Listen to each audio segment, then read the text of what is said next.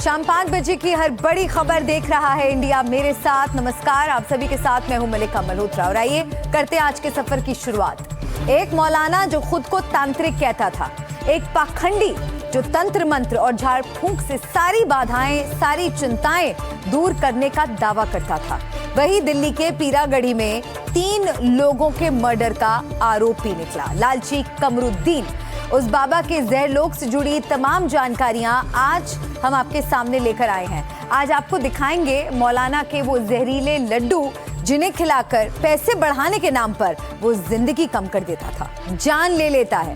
आपको मौलाना के काले जादू वाले उस सेंटर पर भी लेकर चलेंगे जहां से वो लोगों को अपने काले जाल में फंसाकर पहले लूटता और जब सामने वाले इस बात का पता चला लेते तो उन्हें वो मार देता।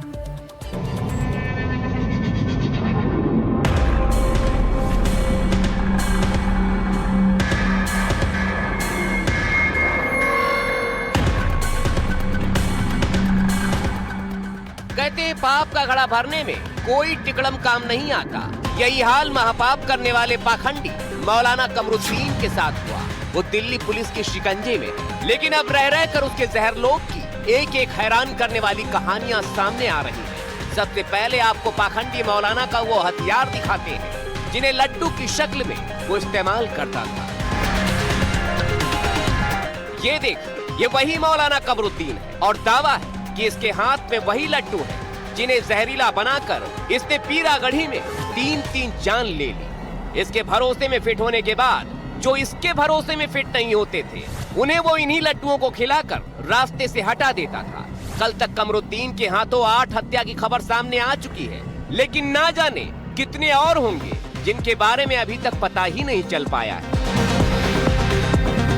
ये वही जगह है, ये जो मज़ार आपको सामने नजर आएगी, बाबा कमाल खान, विजयनगर फेज 2 लोनी गाजियाबाद की। यहीं पर दशकों से जो बाबा कमरुद्दीन है वो अपने तंत्र मंत्र विद्या का कारोबार जो है वो चला रहा था। और जो जानकारी मिली उसके मुताबिक जो 3 लोग जिनकी एक कार में तीनों के जो शव मिले, उनकी पहचान की बात करें तो रणधीर 76 साल उम्र, शिव नरेश 42 साल और लक्ष्मी 40 साल, वो बीते 3 महीने से करीब इस बाबा कमरुद्दीन के संपर्क में थे। बाबा का तंत्र मंत्र का कंट्रोल रूम, बाबा कमरुद्दीन यहीं पर बैठकर तंत्र मंत्र करता था और लोगों को धन वर्षा का डेमो देता था। पीरागढ़ी में 3 लोगों को रास्ते से हटाने के लिए भी उसने इसी सेंटर से साजिश रची थी।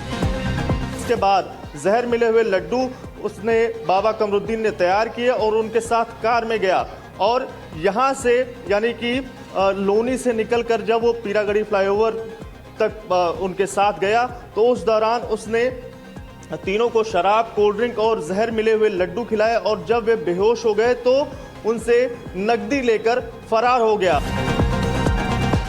जो खुद अब आफतों में घिरा है, उसने मजार पर हर मर्ज की दवा मिलने का दावा कर रखा था। तो ये देखिए, सामने एक मजार है और इस मजार में लिखा हुआ है, ये सामने देखिए, हर मर्ज की दवा है, मोहम्मद के शहर में हर दर्द की दवा है। बहुत सारी जो अगरबत्तियां हैं। स्थानीय लोगों की माने तो कमरुद्दीन ने सिर्फ पैसे कमाने के लिए गाजियाबाद के लोनी में एक मजार बना रखी थी। मजार ना, ये झूठ मजार है। ये तो जी मजार नहीं है, ये बना रखा है इन्होंने। किसने बनाया? इसी बाबा ने। कमरुद्दीन की साजिशों के सेंटर पर हमें एक ऐसा शख्स भी मिल गया जो मौलाना कमरुद्दीन के फर्जीवाड़े का शिकार हो चुका है। उन्होंने कहा तुम्हारा लड़का नशा करना छोड़ देगा बिल्कुल। इसे कुछ तबीयत दिए थे उन्होंने, पानी में घोल के पिलाना है और सोते नहाने के बाल्टी में घेर देना है, राक्षसी दी थी कुछ कभी नहाए, ठीक। और इसका बस नशा छोड़ देगा ये। कितने रुपए बाबा ने लिए थे? शुरू में 11,000 रुपये लिए थे जी। 11,000 रुपए सिर्फ वो ताबीज और वो पाउडर देने के लिए? बबूत देने के लिए 11,000 रुपये शुरू में लिए थे। उनको जब तुम्हारा काम में तो फर्क दिखेगा फिर बाद में बताएंगे।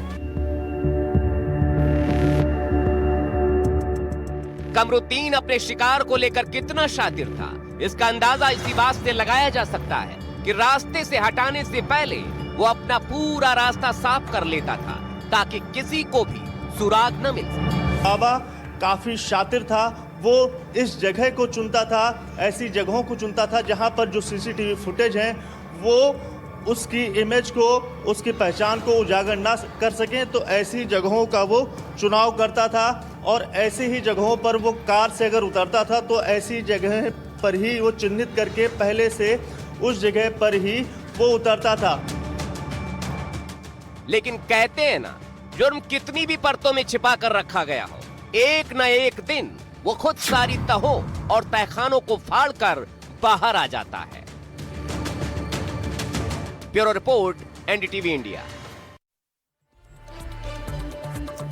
दिल्ली में गिरफ्तार तंत्र मंत्र करने वाले शैतान कमरुद्दीन की घिनौनी सोच का दायरा सिर्फ दिल्ली तक सीमित नहीं था, बल्कि वो दिल्ली से लेकर यूपी और राजस्थान में भी अपनी घिनौनी हरकतों को अंजाम दे चुका है। दिल्ली जैसी घिनौनी खूनी हरकत को ये तांत्रिक कमरुद्दीन फिरोजाबाद में भी अंजाम दे चुका है, जहां से उसके पाप की गवाही देती एफआईआर की रिपोर्ट सामने आई है।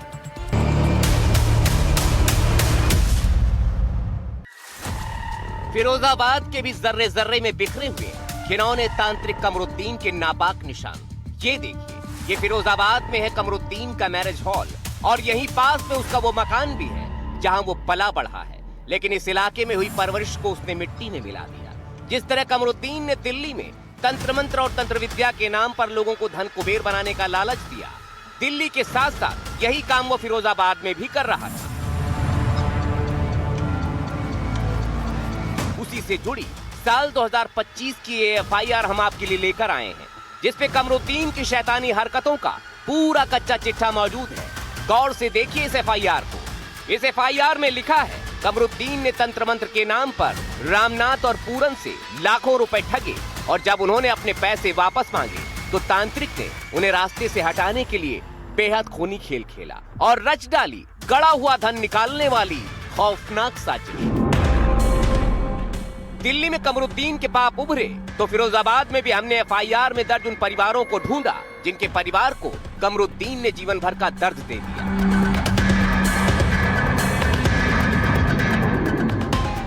तो क्या लालच दिया था उन्हें? अब पैसा को लालच दिया था। क्या? तो पैसा देंगे तुम्हें, अब कछ न दिया बिना, मौत कर दी बिना कहीं। लालच दिया था पैसे के लिए कि 1.5 लाख का तीना कर दूंगा या चौगना कर दूंगा, ऐसे ही इसे मौत करता है ये। पता चला कि रामनाथ और पूरन को कमरुद्दीन ने खूब सारा पैसा लेकर घर बुलाया था। तंत्र मंत्र के जरिए उन्हें गड़ा धन दिलाने का भरोसा दिया और फिर प्रसाद के नाम पर कुछ ऐसा खिला दिया जिसके बाद दोनों कभी होश में ही नहीं आए। और वो दोनों इस जगह पर बेजान हालत में मिले थे। ये उसी समय की यानी 9 मई 2025 की तस्वीरें हैं, जब रामनाथ और पूरन के शव यहाँ मिले थे। बाइक खड़ी थी और दोनों बेसुध पड़े थे। उन दोनों के बीच में पड़ा था तो तंत्र मंत्र का पुख्ता सबूत।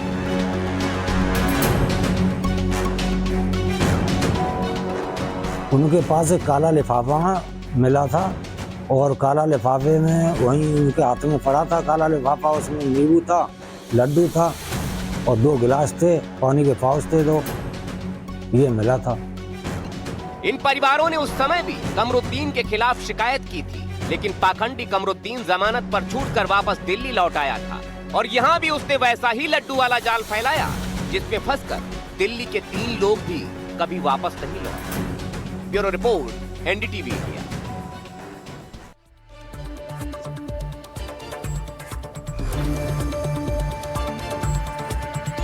अब बात करेंगे कानपुर में लैम्बोर्गिनी कांड के आरोपी शिवम मिश्रा की, जिसे करीब 93 घंटे बाद आखिरकार पुलिस ने गिरफ्तार कर ही लिया और कोर्ट में पेश करके 14 दिन की रिमांड मांगी। लेकिन कुछ ही देर की जिरह के बाद लंबे समय तक लापता रहे शिवम मिश्रा को जमानत मिल गई। लेकिन इन सबके बीच बड़े सवाल अभी भी बने हुए हैं कि क्या सबूत बचे हैं या फिर सबूत मिट चुके हैं। ऐसे में फिर गुनाह साबित कैसे होंगे, या फिर गिरफ्तारी से ये दूरी सिर्फ पूरे केस से बचने की भारी तैयारी का हिस्सा है। सवाल और भी है जिनके जवाब ढूंढे जाएंगे।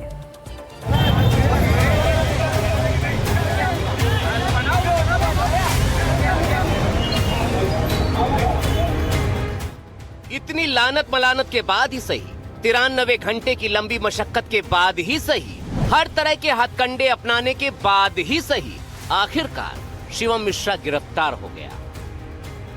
ये उसकी गिरफ्तारी के बाद की पहली तस्वीर है। जिसमें पुलिस ने उसे जकड़ रखा है। तस्वीर को देखकर लग रहा है कि शिवम मिश्रा की हालत वाकई ठीक नहीं है। तो दूसरी तरफ सवाल भी है कि कहीं ये भी तो लैम्बोर्गिनी कांड से बचने का ड्रामा तो नहीं। अब कोर्ट के हाथ में इनकी किस्मत का हिसाब है। हालांकि एनडीटीवी इंडिया पर शिवम मिश्रा की कारस्तानियों का पूरा वीडियो दिखाने के बाद, जो कि आपकी टीवी स्क्रीन पर है, जिसमें वो कार से बाहर निकलते हुए देखा गया था, और दूसरा सीसीटीवी जिसमें वो ड्राइवर सीट के बगल वाली सीट पर कभी था ही नहीं और गाड़ी चल रही। दावा किया गया कि शिवम ड्राइवर के बगल वाली सीट पर था। हमारे सबूत के बाद ही पुलिस और ज्यादा एक्टिव हुई थी। लेकिन शिवम के वकील को अभी भी लगता है कि उनके क्लाइंट को बिना किसी बात के फंसाया जा रहा है। जमानत प्रार्थना पत्र दे दिया गया है। माननीय न्यायालय के बैठने पर उस पर आर्गुमेंट होंगे। ड्राइवर को, जो शिवम मिश्रा को फाल्सली इम्प्लीकेट किया गया है, वो गाड़ी नहीं चला रहा था। पुलिस ने उसको बेनाहक जो है गिरफ्तार किया। नहीं, बिल्कुल नहीं चला रहा था। अब शिवम मिश्रा के वकील का कानून की तय में लिपटा हुआ आपको अगला बयान भी सुनवाते हैं, जिसे सुनकर आप समझ ही नहीं पाएंगे कि आखिर शिवम था कहां, कानपुर में या फिर दिल्ली में। अब तक शिवम के वकील कहते रहे हैं कि शिवम दिल्ली में इलाज करा रहा था, लेकिन अब वकील साहब खुद बता रहे हैं कि वो कानपुर के अस्पताल में गिरफ्तार हुआ। हॉस्पिटल से निकलते ही गिरफ्तार कर लिया। पारस हॉस्पिटल जी, कानपुर। अरे भाई, दिल्ली में इलाज चल रहा था ना। अजब ही हो गया, शिवम का इलाज दिल्ली में चल रहा था, लेकिन मिला वो कानपुर के पारस अस्पताल में। हो सकता है कि रसूख के दम पर ही सही शिवम दिल्ली से सीधे कानपुर के अस्पताल में प्रकट हो गया, या फिर जानबूझकर शिवम को कानपुर में होने के बावजूद छिपाया जा रहा था, ताकि उनका मेडिकल टेस्ट ना हो सके, ये साबित ना हो सके कि वो शराब पीकर नशे में गाड़ी चला रहा था, क्योंकि ऐसी हालत में उन पर सामान्य धाराओं में ही अब केस दर्ज होगा। शिवम को बचाने के लिए टिकड़म उस समय भी शुरू हुई थी जब उनकी गाड़ी पकड़ी गई थी। यहाँ देखिए, शिवम की गाड़ी की नंबर प्लेट तोड़ने की कोशिश का वीडियो भी हमारे हाथ लगा। अरे भैया, क्या कर रहे हो? सुना आपने? सोचिए रसूख में कितनी ताकत होती है कि एक गलती को छिपाने के लिए झूठ का पहाड़ खड़ा करना पड़ गया, लेकिन फिर भी शिवम मिश्रा को कोर्ट तक आना ही पड़ा। खबर ये भी है कि शिवम मिश्रा के खिलाफ शिकायत करने वाले पीड़ित तौफीक सुलहनामे को तैयार हैं।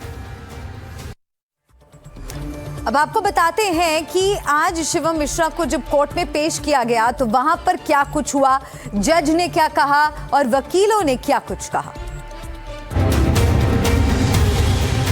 शिवम मिश्रा को कोर्ट में लाने के बाद उनका मास्क हटवाया गया। जज ने पूछा, मामला जमानत वाला है या नहीं। एक वकील ने कहा, हड़ताल है सर। जज बोले, रिमांड पर सुनवाई हो रही है। इस बीच जांच अधिकारी ने कहा, शिवम जांच में सहयोग नहीं कर रहा है। जज ने पूछा, क्या नोटिस दी थी? जांच अधिकारी बोले, हाँ दी थी। हमारी जांच में ये गाड़ी चला रहे थे, लेकिन ये बता रहे हैं कि गाड़ी ड्राइवर चला रहा था। इसके बाद जज ने पूछा, गिरफ्तार क्यों किया? क्या नॉन बेलेबल केस है? फिर जज ने पूछा, जांच अधिकारी को मूल सिद्धांत पता भी है या नहीं? धारा 35 में सब सेक्शन भी है, क्या वो पढ़ा है? शिवम के पक्ष में एक वकील ने कहा, पुलिस कमिश्नर के दबाव में गिरफ्तार किया गया। और अब हम आपको शिवम मिश्रा के वकील मृत्युंजय की बात सुनवाते हैं। कोर्ट ने क्या कुछ कहा, कैसे जमानत मिली?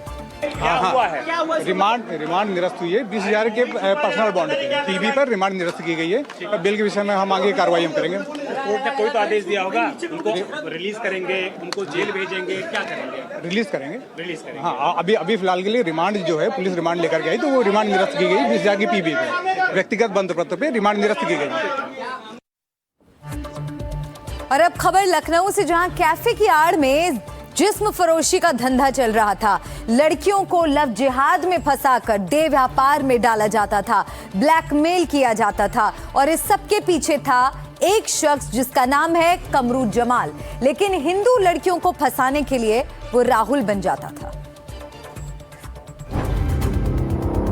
कैफे की आड़ में जिस्म फरोशी, हिंदुओं के लिए वो राहुल था, मुस्लिमों के लिए कमरू जमाल। ब्लैकमेलिंग से धर्मांतरण के जाल तक, लखनऊ का कैफे जिहाद। ब्राउन गर्ल नाम का एक कैफे, जिसकी आड़ में चल रहा था जिस्म फरोशी का धंधा। लड़कियों से जबरदस्ती ये काम करवाया जा रहा था और हिंदू लड़कियों को ब्लैकमेल करके धर्म परिवर्तन भी करवाया जा रहा था। ये सब एक पीड़िता के लगाए गए आरोप हैं, जिसके बाद इस कैफे जिहाद का पर्दाफाश हुआ है। टीका लगाए दिख रहा ये शख्स हिंदू नहीं है, बल्कि इसका नाम कमरू जमाल है। कैफे की आड़ में लड़कियों को फंसाकर उन्हें देह व्यापार में धकेलना इसका पेशा है। अगर इसे कोई हिंदू लड़की फंसानी होती थी तो ये राहुल बन जाता था और इसी तरह के कपड़े पहनकर और टीका लगाकर मंदिर भी जाता था। लेकिन एक पीड़िता की शिकायत के बाद इसकी सारी काली करतूतें सामने आ गई हैं। पीड़िता ने कई लड़कियों के साथ लव जिहाद, ब्लैकमेलिंग, जिस्म फरोशी के गंभीर आरोप लगाए हैं। मुख्य आरोपी राहुल उर्फ कमरू जमाल है, जो गरीब घर की लड़कियों को इस धंधे में धकेल देता था। इस ब्राउन गर्ल कैफे के अंदर बताया जाता है कि देर रात तक पार्टीज होती थी, लोग आते थे, शराब पिया करते थे, उन्हें लड़कियां परोसी जाती थी। और सिर्फ यही नहीं कि सेक्स रैकेट का धंधा सिर्फ इस जगह चल रहा है। आरोप है कि इस जगह के साथ साथ लखनऊ में भी कई जगह और लखनऊ के बाहर भी लड़कियों की सप्लाई की जाती थी। कमरुल जमाल ये सब अकेले नहीं करता था, उसके साथ इस धंधे में और भी लोग शामिल थे। एक ये लड़की जिसका नाम प्रिया बताया जा रहा है, जो इस रैकेट में शामिल थी। लेकिन प्रिया नाम आरोपी महिला का बदला हुआ हिंदू नाम है। पीड़िता ने बताया कि वो 2024 में जॉब की तलाश में लखनऊ आई थी। इस दौरान उसकी मुलाकात राहुल नाम के शख्स से हुई, जिसका असल नाम कमरू जमाल है। पार्लर में जॉब दिलाने के नाम पर साथ ले जाता है। इस दौरान नशे में कुछ अश्लील वीडियो बना ली जाती है। उस वीडियो के आधार पर ब्लैकमेल किया जाता है। इसके बाद देह व्यापार में धकेल देते हैं। रात में भी ये लोग इधर उधर 2-2, 3-3 जगह ऐसा सप्लाई देते हैं। ये 13 साल की लड़की थी, ये 13 साल किडनैप होकर आई थी। इसको दिल्ली से किडनैप करके लाया गया था और इसके पिताजी को तो अभी तक ये पता चला 3 साल पहले कि बिटिया हमारी कहीं मर चुकी है, जिंदा है ही नहीं। इसकी रिपोर्ट दर्ज होती है दिल्ली में, पुलिस आती है, इसको फॉलो करती है, लोकेशन ट्रेस करती है, तो इसको वो लड़का कमाल जमरू, वो लड़का बिहार का है। उसके पास हम लोग जब इन्वेस्टिगेशन कर रहे थे तो उसके बहुत सारे आधार मिले, जिसमें एक लोकेशन डाले था, एड्रेस अपना दिल्ली का, एक बिहार का, एक मुंबई का। हमारे पास वो प्रूफ के तौर पर भी है। ये लोग कई बड़े लोगों को लड़कियां सप्लाई करने का काम करते थे और जो लड़की नहीं मानती उसे उसके वीडियो इंटरनेट पर डालने की धमकी देते थे। पीड़िता ने बताया कि जिस्म फरोशी में धकेलने वाले आरोपी का नाम कमरुल जमाल है।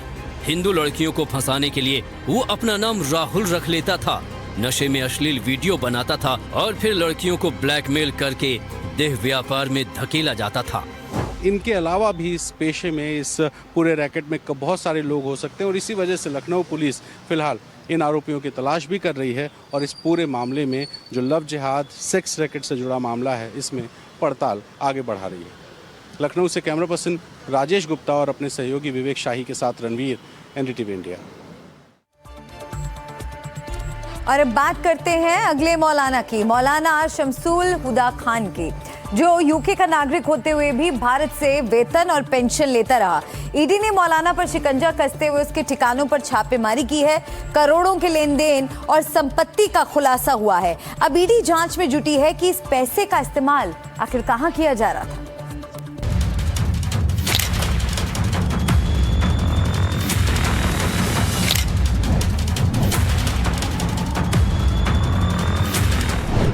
ब्रिटिश मौलाना पर ईडी का शिकंजा,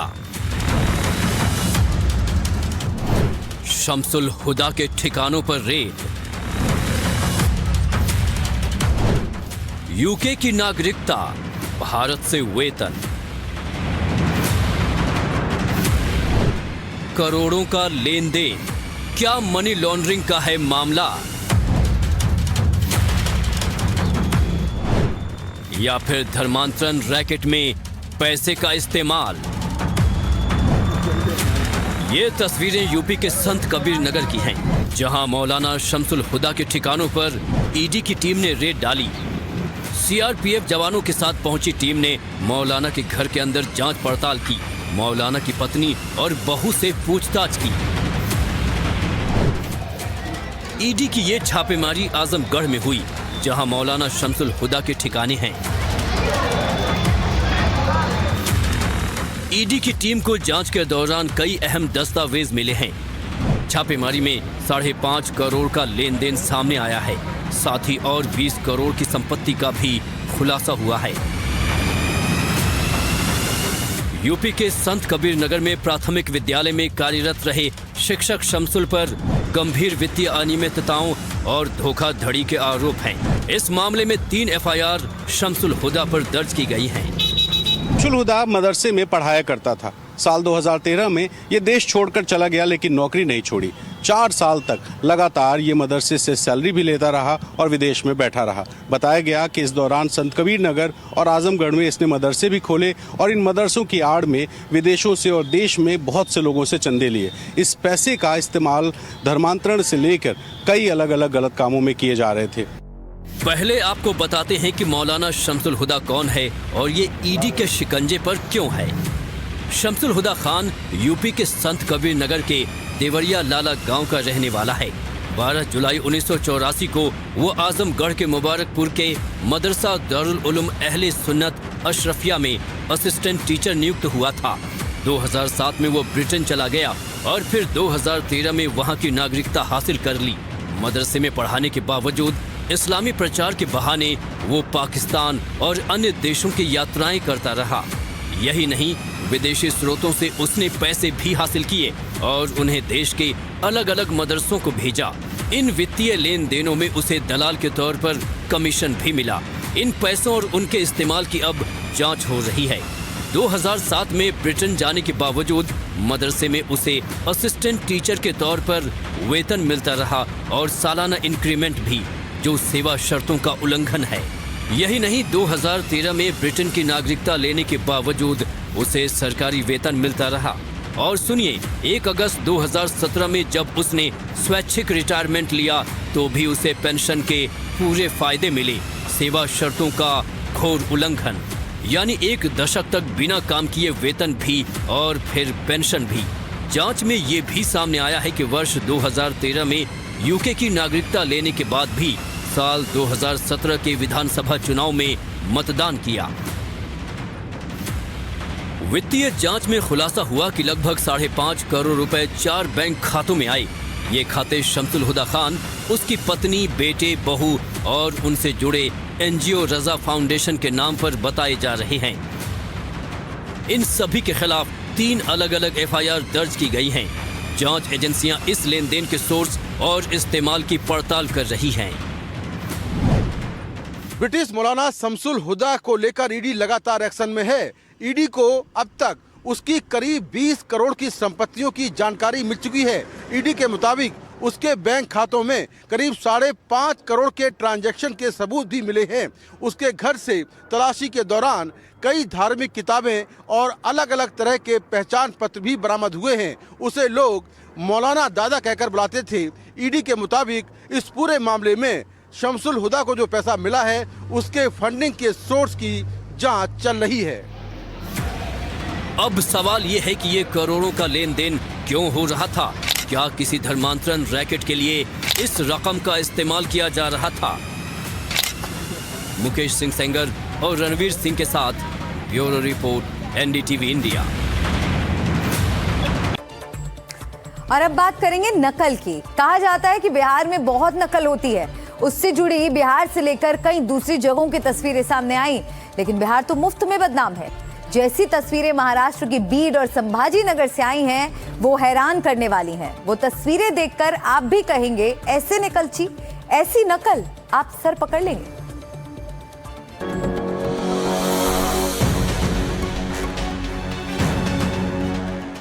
महाराष्ट्र में नकल रोकने के लिए इस बार ड्रोन को काम पर लगाया गया है, लेकिन बीड जिले के चौसाला परीक्षा केंद्र पर बेचारे नकल कराने वालों को ये सब पता ही नहीं चला। जरा देखिए तो यहाँ पूरे सेंटर पर बाहर से नकलियों के बैकअप कमांडो लगे हुए हैं। हर खिड़की के पास नकलियों के हिमायती अपनों के लिए नकल लेकर तैयार है। लेकिन जैसे ही उन्हें ड्रोन दिखाई पड़ा, क्योंकि ड्रोन कुछ नीचे आकर तस्वीरें लेने लगा, फिर तो भगदड़ मच गई। तस्वीरें देखने लायक बन गई। अब अंदर कैसे नकल हो रही होगी, इसकी तस्वीर संभाजी नगर से आई है। यहाँ देखिए, कैसे इत्मीनान से तसल्ली बख्श तरीके से नकल कराई जा रही है। देश के भविष्य को तैयार कराने के बजाय भविष्य बर्बाद करने का ठेका लिया जा रहा है। एक एक सीट पर 4-4, 5-5 लोग जब आहट होती है तो ये फुदक कर अपनी सीट पर दोबारा पहुंच जाते हैं। ऐसे मानो सुपर ट्रेंड नकलची। टीचर भी यहाँ कमाल के हैं, जिन पर नकल रोकने की जिम्मेदारी है, वही नकल कराने में सुपरमैन बने हुए हैं। अब दोनों ही जगह की तस्वीरें जब सोशल मीडिया में आई तो अब कार्रवाई हुई। बीट के सेंटर पर 17 शिक्षकों के खिलाफ और छत्रपति संभाजी नगर में 19 अधिकारियों पर कार्रवाई की तलवार लटक गई है।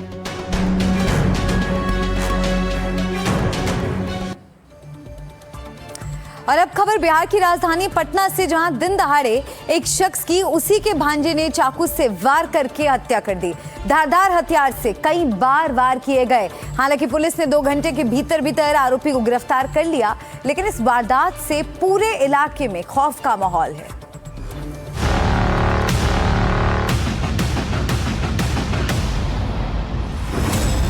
ये तस्वीरें देखिए, सीसीटीवी में दिख रहे ये दोनों शख्स रिश्ते में मामा भांजे हैं और फिर भांजा पीछे से अपने मामा पर हमला करता है। 1 नहीं, 2 नहीं, 3 नहीं, पूरे 10 बार चाकू से वार करता हुआ वो अपने मामा को मौत के घाट उतार देता है। दिन दहाड़े बीचों बीच सड़क पर खुलेआम इस वारदात को अंजाम दिया गया। दिल दहला देने वाला ये सीसीटीवी वीडियो जो भी देख रहा है उसकी रूह कांप रही है। अपने बुजुर्ग मामा को कैसे उसके भांजे ने बीच सड़क पर चाकू से गोद डाला। इस वारदात के बाद सड़क पर अफरा तफरी मच गई। इस घटना में मारे गए शख्स की उम्र 62 साल थी और हमला करने वाला भांजा 26 साल का है। सीसीटीवी वीडियो में साफ दिख रहा है कि पहले आरोपी अपने मामा के साथ ही सड़क पर आराम से जा रहा है और फिर अचानक बुरी तरह हमला कर दिया। कुछ ही सेकंड में करीब 10 बार वो अपने मामा की गर्दन पर चाकू से ताबड़तोड़ वार करता है। बुजुर्ग जमीन पर गिर जाता है, लेकिन फिर भी आरोपी भांजा हमला करने से नहीं रुकता और फिर थोड़ी देर में वहां से बहुत ही फिल्मी स्टाइल में चलकर निकल जाता है। फिलहाल पुलिस ने आरोपी को गिरफ्तार कर लिया है और शव को पोस्टमार्टम के लिए भेज दिया है। ये जो पूरा मामला है ये एक पारिवारिक विवाद का मामला है। मोहम्मद याज ने जो इस घटना का मुख्य कारण जो बताया वो उनकी पत्नी के साथ इनके परिवार वाले जो हैं उनको टॉर्चर करते थे और इसके प्रतिशोध में मोहम्मद याज ने अपने मामा को 4 बार से 5 बार धारदार हथियार से मारकर उनकी हत्या कर दी। पारिवारिक विवाद के चलते इस हत्या की वारदात को अंजाम दिया गया, लेकिन इस घटना ने एक बार फिर बिहार में कानून व्यवस्था पर सवाल उठा दिए हैं। Bureau report, NDTV India.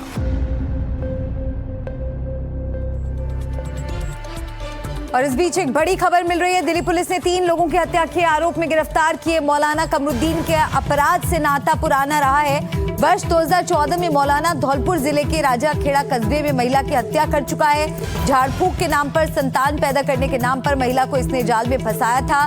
Dholpur में भी मर्डर कर चुका है कमरुद्दीन। अब इसकी पूरी क्राइम कुंडली खुल रही है। दिल्ली पुलिस द्वारा गिरफ्तार किए जाने के बाद मौलाना कमरुद्दीन ने धौलपुर के राजाखेड़ा थाना इलाके में हुई घटना को भी स्वीकार किया है।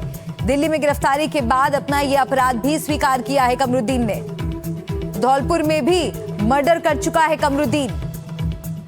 तांत्रिक के अपराधों की कुंडली जो है अब खुल रही है। 2014 में महिला की हत्या कर नाले में उसे फेंक दिया था। झाड़ फूंक से संतान पैदा करने का उस महिला को कमरुद्दीन ने झांसा दिया था। दिल्ली में गिरफ्तारी के बाद अब उसने अपना ये जुर्म भी कबूल लिया है। धौलपुर में भी मर्डर कर चुका है कमरुद्दीन। तो पीरागढ़ी में 3 लोगों की जान लेने के बाद पुलिस ने इसे गिरफ्तार किया। कमरुद्दीन की अब क्राइम कुंडली खुल रही है और एक और जुर्म जो उसने धौलपुर के राजाखेड़ा में किया था वो भी कबूल लिया है।